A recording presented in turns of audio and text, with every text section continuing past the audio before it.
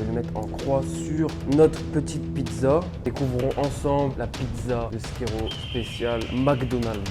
Wouh!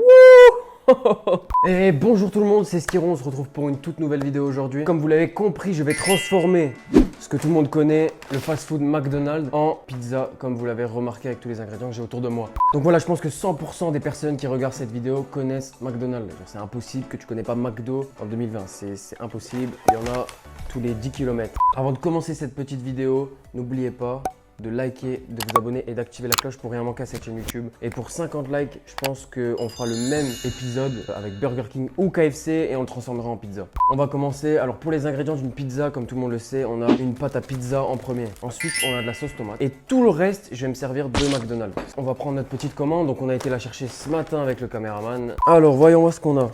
Donc ils nous ont mis de la sauce. Je pense pas que ça va me servir à quelque chose. On va éparpiller ça là.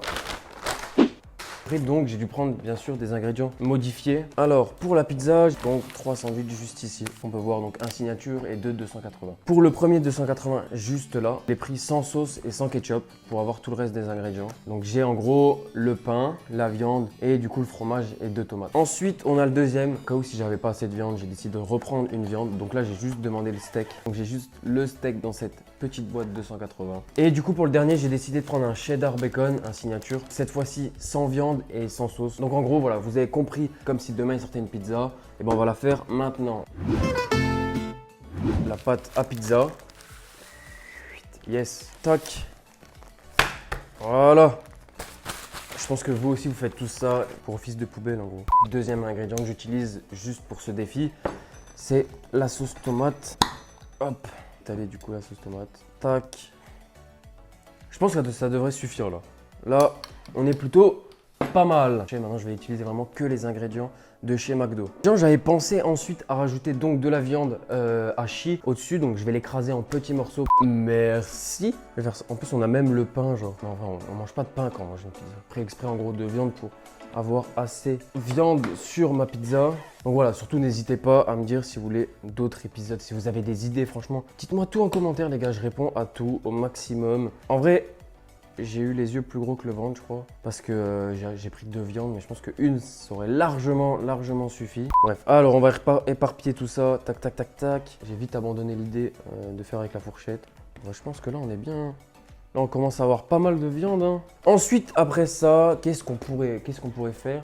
Donc en gros, moi, j'avais pensé à prendre le fromage signature. Donc ça, pour la fin, en gros, je vais le couper en petites lamelles, en petits morceaux, et que je vais venir au-dessus comme du gruyère, en fait. Ensuite, ici, du coup, on a du bacon, 2 cornichons et des oignons frits. Allez, on va rajouter du coup les oignons frits du signature, donc un peu partout comme ça. Tac. Ok, du coup c'est bon, on a les oignons frits sur cette pizza. Ensuite, j'avais pensé pour rajouter une deuxième viande, le long bacon en fait. Le signature, il a 2 longs bacon. Ensuite, je vais venir positionner, je vais le mettre en croix sur notre petite pizza. Et il y a les 2 tomates ensuite, voilà, à l'opposé. Et ensuite, pourquoi pas finir avec 2 cornichons comme ça. Elle sent vraiment genre le burger de chez McDo. C'est un truc de ouf. Ensuite, du coup, j'avais pensé, je vais venir couper en petits morceaux avec ce petit coffret de couteau. Donc des fines lamelles pour faire comme si j'avais du gruyère et le mettre au-dessus. Tac, tac, tac, tac, tac, tac. Deuxième tranche, on passe à la deuxième tranche du coup. Ok, du coup, on a coupé tout ce gruyère. Donc en gros, le fromage de signature, c'est du cheddar affiné, donc un peu plus gros, un peu plus épais, avec beaucoup plus de goût que le cheddar jaune comme on peut voir dans le 280. On va en mettre vraiment partout pour qu'il y ait vraiment le goût du sandwich de chez McDo.